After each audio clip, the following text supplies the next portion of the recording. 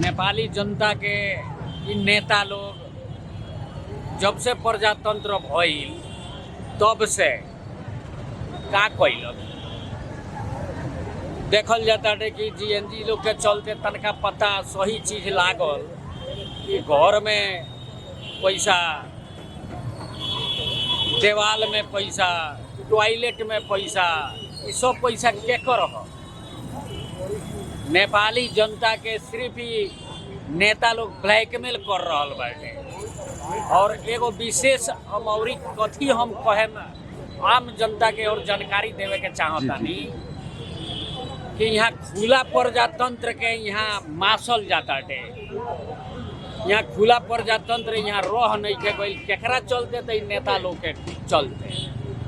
देश में कौन किस्म के राजनीति होखे के चाहिए तो खुला प्रजातंत्र के अर्थ का होखे के चाहिए कि सबसे पहले नेता लोग बुझो और नेता लोग बुझ के जनता लोग के बुझाओ।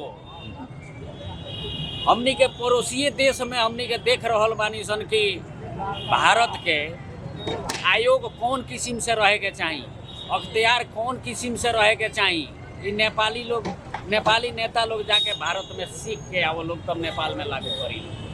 संसद के भीतरे यहाँ आयोग भी संसद के भीतर रहे के चाहिए, अख्तियार भी संसद के भीतर रहे के चाहिए। एक और अर्थ का बुझल जा सकता है। ऐसे कि नेपाली जनता लोग अब सचेत हो, चाहे हिमाल के जनता लोगों को, चाहे पहाड़ के जनता लोगों को, चाहे तराई के जनता लोगों को। अभी 3 गो जैसे कि पुष्प कमल दाहाल जी भैले, अपने के केपी शर्मा ओली जी भैले, नेपाली कांग्रेस के अपने के देउआ जी भैले। ये लोग अब बूढ़ा पाको हो गई लोग तो नैतिकता के हिसाब से ये लोग के अपने राजीनामा दे के नया पीढ़ी के देवे के चाहिए कि नया पीढ़ी आई, नया युवा आई तो कुछ देश में करी। हावी बने के चाहता फिर नेपाली जनता पर कि हमनी के फिर पैसा तो उ लोग के लगे बा, युवा के लगे तो पैसा बा ना, जीएनजी के लगे भी तो पैसा बा ना। जीएनजी के हो? युवा हो, विद्यार्थी हो, आम जनता के लड़का हो। जीएनजी तो वे हो। अब सर्वसाधारण व्यक्ति के कैसे कहाँ से ले आई अर्थ की खर्च करी या उतना मैंने देश के आम जनता के सही तरीका से देखे के क्षमता तो रखता, लेकिन ये लोग के हजूरे पैसा के हजूरे विचार फीका पड़ जाता है।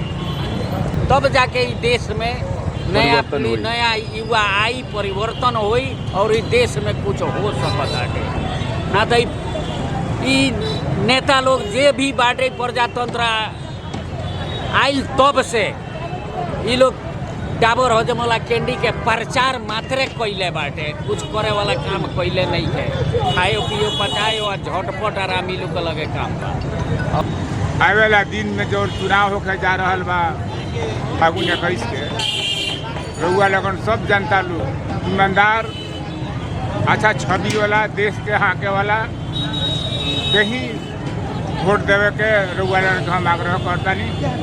का बात बा कि आज बांग्लादेश के रोहिंग्या मुसलमान नेपाल में कितना प्रवेश कर गई सरकार के देश के नेता के लगे जे कहता है हम देश बनावे वाला नेता हो। राजेश मान कहता है बीरगंज के बेटा है। रोहिंग्या लोग कहता है कि हमनी के देश बनावे वाला है। तो कितना आदमी घुस गई नेपाल में, ये लोग का कोई खबर नहीं कि लोग खाली क्या हम सरकारी संपत्ति क्या हड़प ली, क्या अपना बाल बच्चा के हम विदेश में भेजी, हमारे विदेश में पैसा जमा हो। ये पुरानका पार्टी के नेता लोग सब यही में लागल बा। ऐसे हम सब लोग से आग्रह बा कि आवे वाला नया जनरेशन के दिया हो कि नेपाल देश पर कि हमनी के मासुआ पैसा पर यदि वोट दे जाए सन तो जान हमनी के देश की स्थिति तो केंग रही, हमनी के भी स्थिति केंग रही। हम जनता से आग्रह करता नहीं कि वोट देवे कतरा मास हुआ आप पैसा के बात छोड़ के ईमानदार कार्यकर्ता के, ईमानदार आदमी के चुनल जाओ। अपन अधिकार पायलट में जवाब दिया पुरानका नेता लोग के, नया जनरेशन के चुन के देश के हमनी के नेपाल देश बा, हमनी के नेपाल देश के एगो नमूना के रूप में बनावल जाए। पूरा विश्व में नेपाल जैसा देश कहीं नहीं के। ऐसे नेपाल के नेता लोग पुरनका जी बा खाली सरकारी जमीन या सरकारी झुपटी लूटे कतरा ये लोग भइल बा। दोसर ये लोग नेपाल कतरा कोई सोच यस्तो चाहिन्छ जो तपाईँको बोलेको कुरा पुरा गर्न सक्ने, बोलेको अडिट भयो, जे बोल्छ त्यो गर्न सक्ने खालको जनप्रतिनिधि चाहिन्छ। मतदाता नै तपाईँको अलिकति आफ्नो बोलीमा चाहिँ अडिट गराउन सक्ने खालको हुनु पर्यो।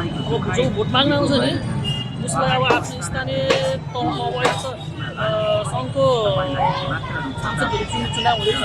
अब यसमा त अब चाहिँ गर्न सक्दैन, गर्छु म चिन्छु म राम्रो गर्छु भनेर जान्छ। तर लास्टमा त परिस्थिति निकै हो। जबसम्म तपाईँको मेरो विचारमा चाहिँ तपाईँको दुईवटा मात्रै पार्टीको चुनाव अथवा जनतालाई चाहिँ ठिक अथवा बेठिक भन्ने ठाउँमा भोट हाल्न पायो भने मात्रै ठिक हो, नत्र भने सदाबार यो सिस्टममा यस्तै चलिरहन्छ।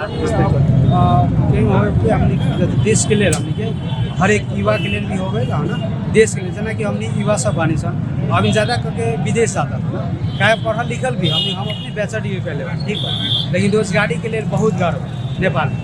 तो हमने के विदेश जाके बाध्यता हो जाता सिचुएशन। हमने के अब मिडिल क्लास फैमिली में जुड़ल बनी सिचुएशन के कारण से हमने विदेश जाए पड़ता। पढ़ लिख के भी यहाँ इंजीनियर पढ़ के डॉक्टर पढ़ के भी बहुत गारो सब विदेश जाता वैदेशिक रोजगार। अब क्या होता है ये सब पहले जो हमने के नेता सब रहे है ना, प्रधानमंत्री रहे वो सब अभी तक हमने के रोजगारी के लिए चाहे सृजना वातावरण नहीं के बनेगा।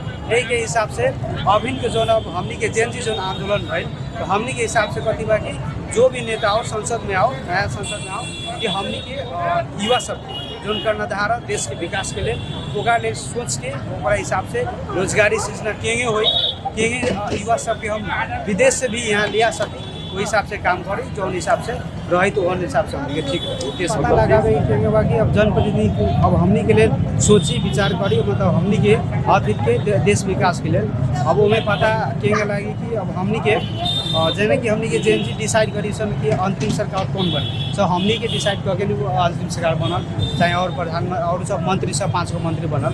तो वही हिसाब से हमने के बहुत डिसाइड हो रहा है उस हिसाब से बहुत मीटिंग ऑनलाइन मीटिंग हो रहा है ना।